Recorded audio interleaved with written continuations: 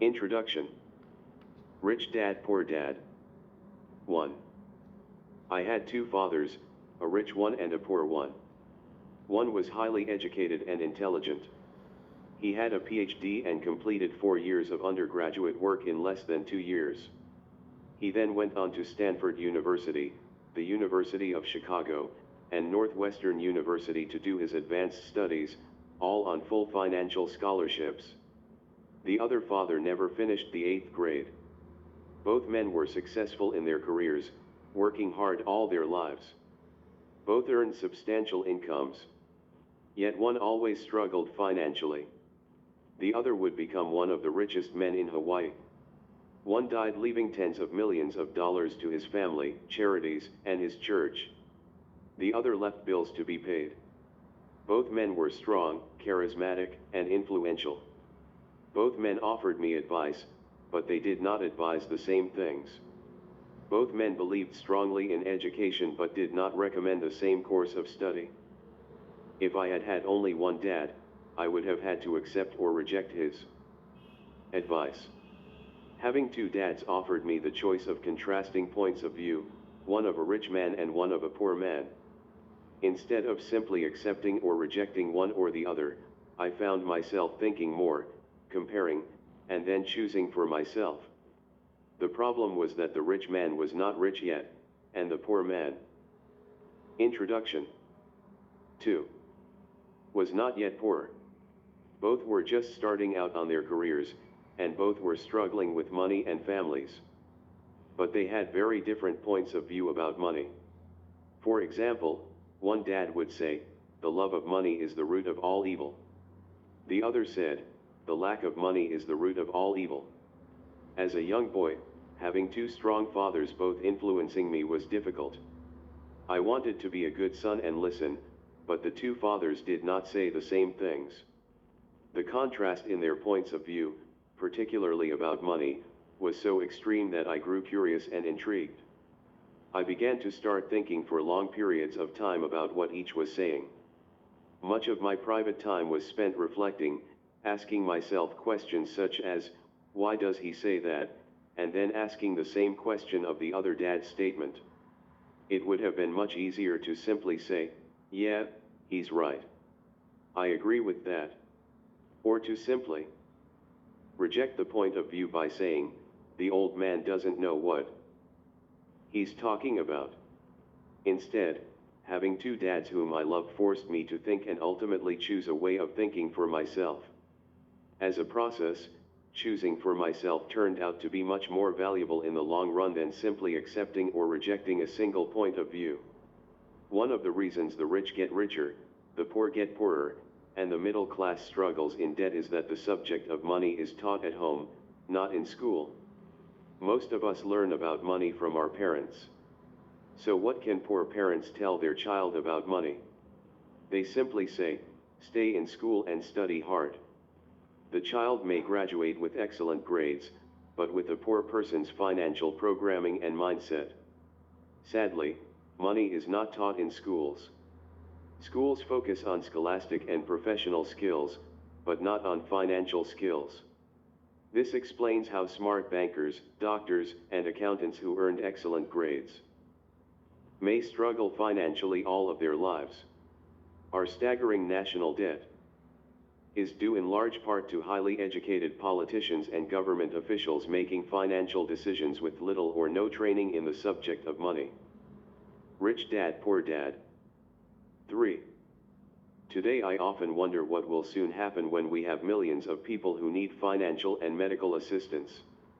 They will be dependent upon their families or the government for financial support. What will happen when Medicare and Social Security run out of money? How will a nation survive if teaching children about money continues to be left to parents, most of whom will be, or already are, poor? Because I had two influential fathers, I learned from both of them. I had to think about each dad's advice, and in doing so, I gained valuable insight into the power and effect of one's thoughts on one's life. For example, one dad had a habit of saying, "I can't afford it." The other dad forbade those words to be used. He insisted I ask, "How can I afford it?" One is a statement, and the other is a question. One lets you off the hook, and the other forces you to think. My soon-to-be rich dad would explain that by automatically saying the words "I can't afford it," your brain stops working. By asking the question "How can I afford it?" your brain is put to work. He did not mean that you should buy everything you want. He was fanatical about exercising your mind, the most powerful computer in the world. He'd say, "My brain gets stronger every day because I exercise it. The stronger it gets, the more money I can make." He believed that automatically saying "I can't afford it" was a sign of mental laziness. Although both dads worked hard, I noticed that one dad had a habit of putting his brain to sleep when it came to finances, and the other had a habit of exercising his brain. The long-term result was that one dad grew stronger financially, and the other grew weaker. It is not much different from a person who goes to the gym to exercise on a regular basis versus someone who sits on the couch watching television. Proper physical exercise increases your chances for health, and proper mental exercise increases your chances for wealth. My two dads had opposing attitudes, and that affected the way they thought. One dad thought that the rich should pay more in taxes to take care of those less fortunate. The other said, "Taxes punish those who produce and reward those who don't produce." Introduction. 4. One dad recommended, "Study hard so you can find a good company to work for." The other recommended, "Study hard so you can find a good company to buy." One dad said, "The reason I'm not rich is because I have you kids." The other said, "The reason I must be rich is because I have you kids." One encouraged talking about money and business at the dinner table, while the other forbade the subject of money to be discussed over a meal. One said, "When it comes to money, play it safe. Don't take risks." The other said, "Learn to manage risk." One believed, "Our home is our largest investment and our greatest asset." The other believed, "My house is a liability, and if your house is your largest investment, you're in trouble." Both dads paid their bills on time, yet one paid his bills first while the other paid his bills last. One dad believed in a company or the government taking care of you and your needs. He was always concerned about pay raises, retirement plans, medical benefits, sick leave, vacation days, and other perks. He was impressed with two of his uncles who joined the military and earned a retirement and entitlement package for life after 20 years of active service. He loved the idea of medical benefits and PX privileges the military provided its retirees. He also loved the tenure system available through the university. The idea of job protection for life and job benefits seemed more important, at times, than the job. He would often say, "I've worked hard for the government, and I'm entitled to these benefits."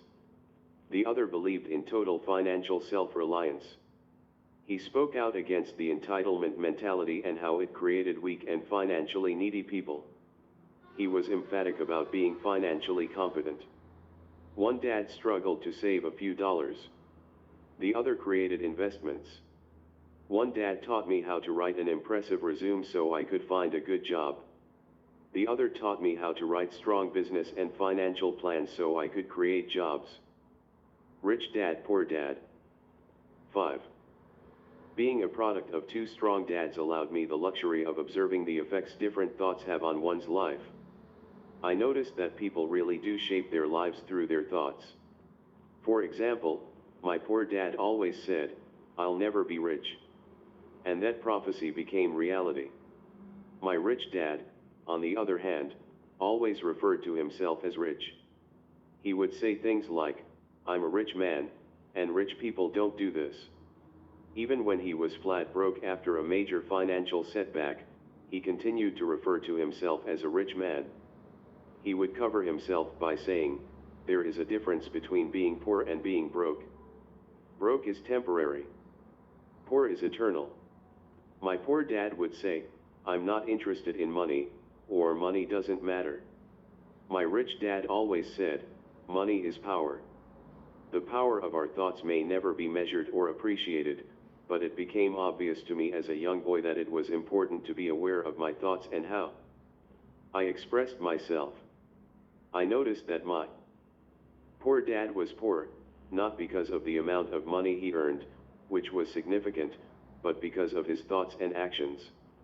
As a young boy having two fathers, I became acutely aware of being careful about which thoughts I chose to adopt as my own. Should I listen to my rich dad or to my poor dad? Although both men had tremendous respect for education and learning, they disagreed about what they thought was important to learn. One wanted me to study hard, earn a degree, and get a good job to earn money. He wanted me to study to become a professional, an attorney or an accountant, and to go to business school for my MBA. The other encouraged me to study to be rich, to understand how money works, and to learn how to have it work for me. "I don't work for money," were words he would repeat over and over. "Money works for me." At the age of 9, I decided to listen to and learn from my rich dad about money. In doing so, I chose not to listen to my poor dad, even though he was the one with all the college degrees. There is a difference between being poor and being broke. Broke is temporary. Poor is eternal. Introduction. 6. A lesson from Robert Frost. Robert Frost is my favorite poet. Although I love many of his poems, my favorite is The Road Not Taken. I use its lesson almost daily. The road not taken, two roads diverged in a yellow wood, and sorry I could not travel both and be one traveler. Long I stood and looked down one as far as I could to where it bent in the undergrowth, then took the other, as just as fair, and having perhaps the better claim, because it was grassy and wanted wear, though as for that the passing there had worn them really about the same, and both that morning equally lay in leaves, no step had trodden black. Oh, I kept the first for another day. Yet knowing how way leads on to way, I doubted if I should ever come back. I shall be telling this with a sigh somewhere ages and ages hence. Two roads diverged in a wood, and I took the one less traveled by, and that has made all the difference. Rich dad, poor dad. 7. And that has made all the difference. Over the years, I have often reflected upon Robert Frost's poem. Choosing not to listen to my highly educated dad's advice and attitude about money was a painful decision, but it was a decision that shaped the rest of my life. Once I made up my mind about whom to listen to, my education about money began. My rich dad taught me over a period of 30 years until I was 39 years old. He stopped once he realized that I knew and fully understood what he had been trying to drum into my often thick skull. Money is one form of power. But what is more powerful is financial education. Money comes and goes, but if you have the education about how money works, you gain power over it and can begin building wealth.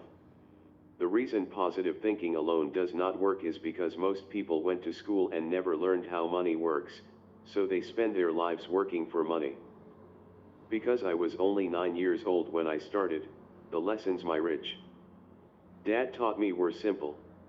And when it was all said and done, there were only 6 main lessons, repeated over 30 years.